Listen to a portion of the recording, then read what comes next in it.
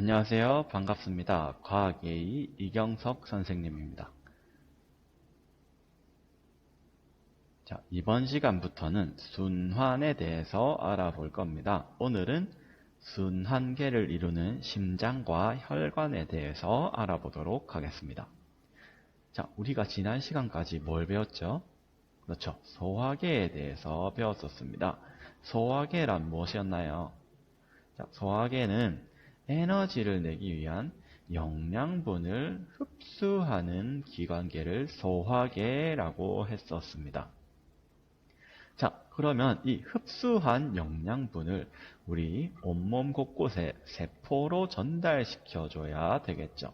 그래서 영양분을 온몸 세포로 전달하는 기관계를 순환계라고 합니다. 자, 예를 들어서 우리가 아파트 방마다 이렇게 물을 전달하고 싶어요. 자, 수도꼭지에서 물이 나오기 위해서는 이 밑에서 펌프로 물을 끌어올려 줘야 되겠죠. 자, 그럼 그 물이 수도관을 타고 올라가서 방으로 도달하게 될 겁니다.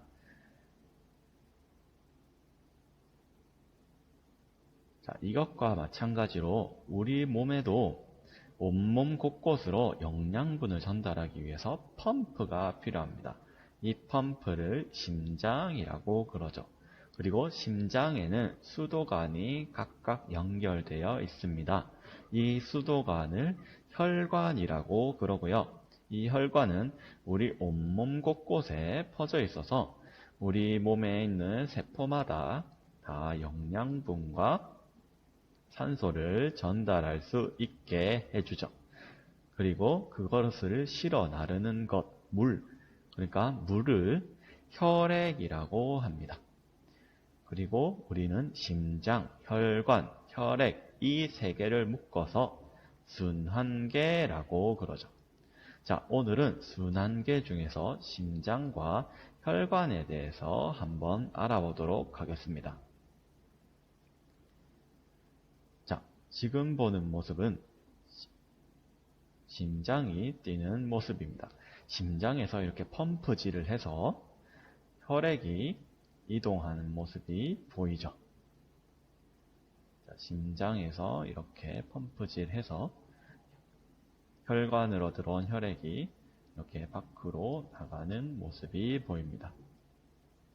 자, 심장의 구조에 대해서 자세히 한번 알아보겠습니다. 심장은 총 4개의 공간으로 구성되어 있습니다. 위에 있는 공간을 심장의 방, 심방이라고 그러고요. 아래에 있는 공간을 심장의 실, 심실이라고 그러죠. 그리고 여기 오른쪽에 있는 거를 좌심방, 좌심실이라고 그러고 왼쪽에 있는 것을 우심방, 우심실이라고 합니다. 자, 근데 여러분들이 봤을 때 오른쪽은 이쪽이잖아요.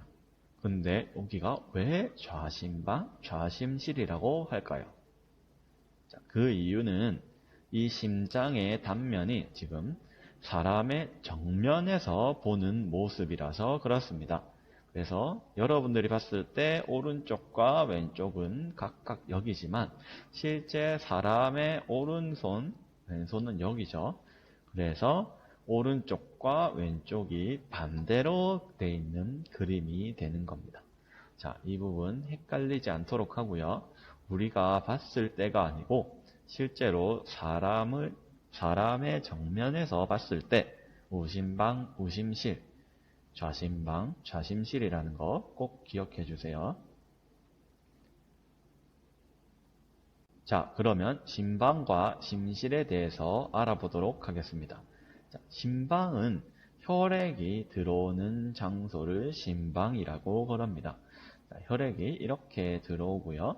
그래서 심방에서 수축해서 혈액을 밀어내면은 심실로 가게 됩니다. 그리고 심실에서 다시 펌프질을 해서 혈액을 내보내게 되죠. 자, 이렇게 혈액을 내보내는 장소를 심실이라고 합니다.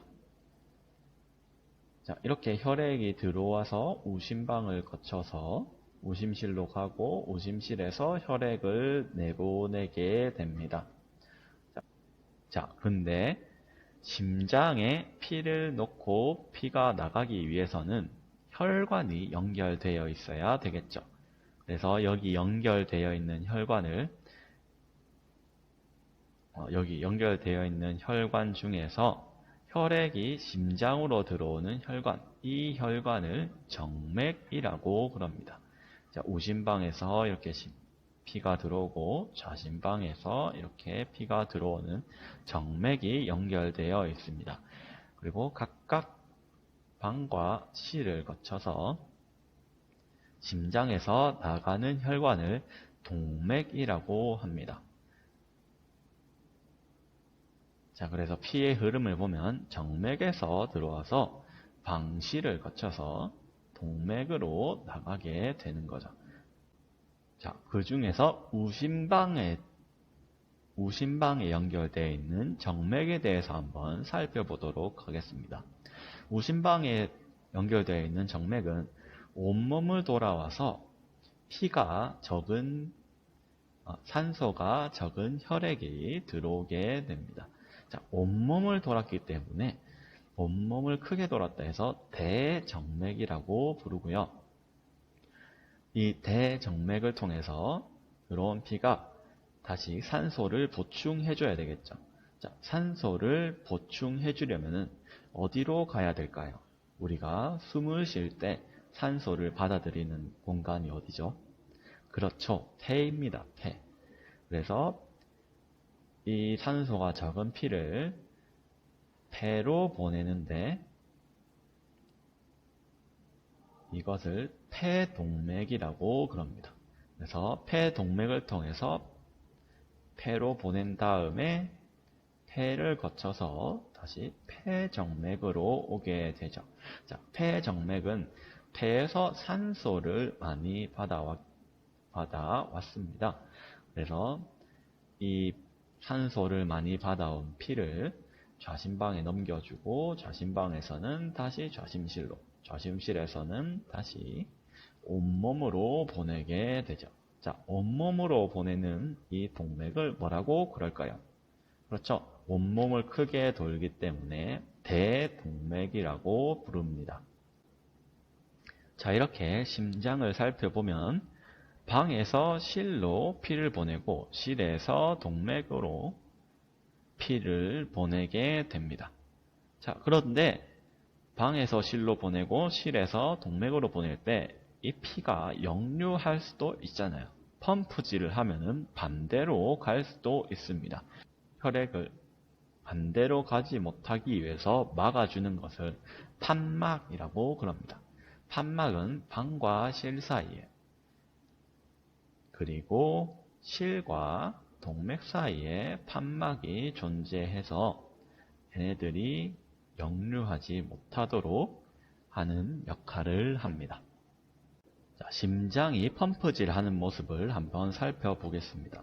정맥에 연결되어 있는 심방에서 이렇게 혈액을 받아서 혈액을 심실로 펌프질해서 넘겨주게 됩니다.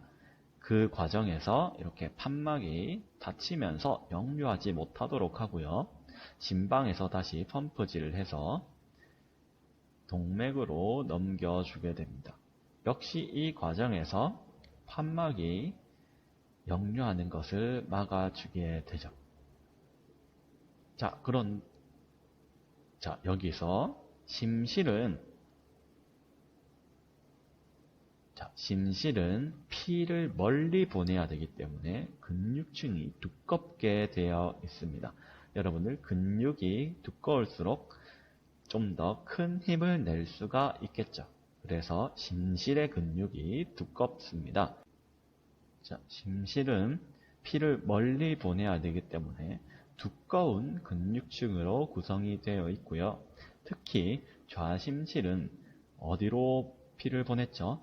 그렇죠. 온몸으로 보냈죠. 그래서 대동맥이랑 연결되어 있었습니다. 자, 대동맥이랑 연결되어 있어서 피를 온몸으로 순환시키기 때문에 근육층이 우심실보다 좀 더 두껍게 되어 있습니다. 그래서 가장 두꺼운 근육층을 가지고 있는 것이 좌심실이 되겠죠. 자, 그러면 혈관에 대해서 알아보도록 하겠습니다. 자, 심장에서 피를 내뿜어서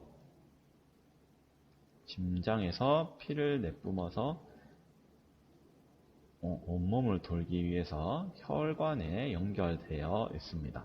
자, 혈관은 심장에서 나오는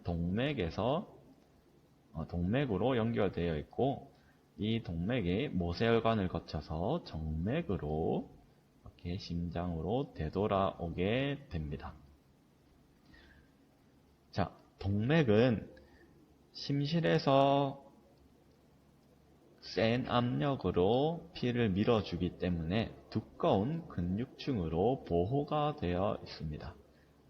두꺼워야 얘가 큰 압력을 견딜 수가 있겠죠. 자, 이렇게 두꺼운 근육층으로 압력을 버티는 동맥이고, 반면에 정맥은 심장에서 멀기 때문에 압력이 낮아요. 압력이 낮기 때문에 근육층은 상대적으로 얇게 되어 있습니다. 그리고 심장에서 멀기 때문에 얘가 피가 역류할 가능성이 있어서 역류하지 못하도록 역시나 판막이 존재하게 됩니다.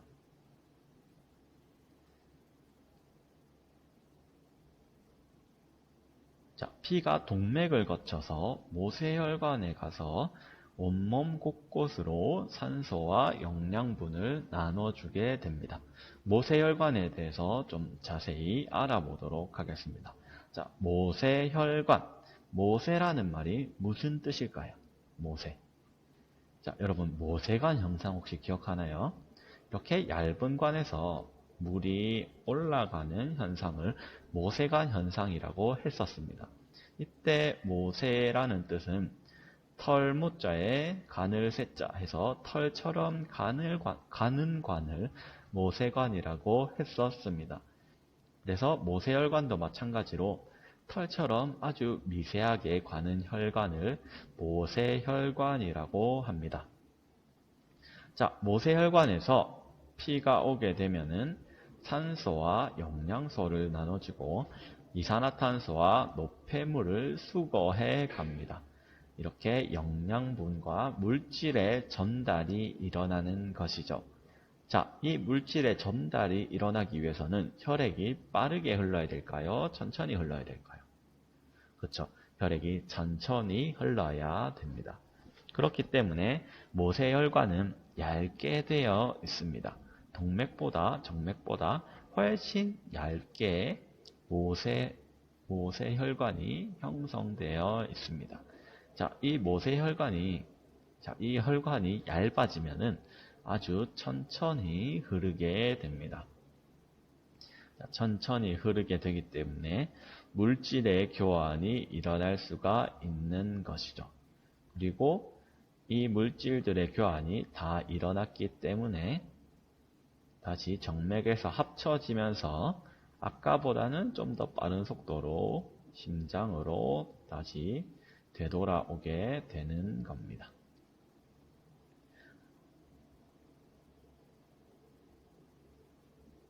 자, 그래서 정리를 해보면 압력은 심장에서 바로 나왔을 때, 즉 동맥에서 가장 압력이 세고요. 그리고 심장에서 가장 먼 정맥이 가장 압력이 약합니다. 모세혈관은 그 중간 정도의 압력을 가지고 있습니다. 반면에 속도는 심장에서 막 나온 동맥의 속도가 가장 빠르고요. 모세혈관의 속도는 가장 느립니다. 물질 교환을 해야 되기 때문에 얇게 되어 있기 때문에 천천히 혈액이 흐르게 되는 것이죠. 자, 그리고 그 정맥은 심장에서 멀리 떨어져 있지만 두껍기 때문에 모세혈관보다 두껍기 때문에 속도는 중간 정도라고 할 수가 있습니다. 자, 오늘은 이렇게 순환계 중에서 심장과 혈관에 대해서 알아봤습니다. 다음 시간은 혈액에 대해서 알아보도록 하겠습니다. 자, 오늘 과제는 교과서 167페이지 스스로 확인하기를 풀어오면 됩니다. 스스로 확인하기를 구글 클래스룸 과제로 제출하세요. 자, 그러면 오늘 이번 시간 마치도록 하겠습니다. 우리 다음 시간에 만나요. 안녕.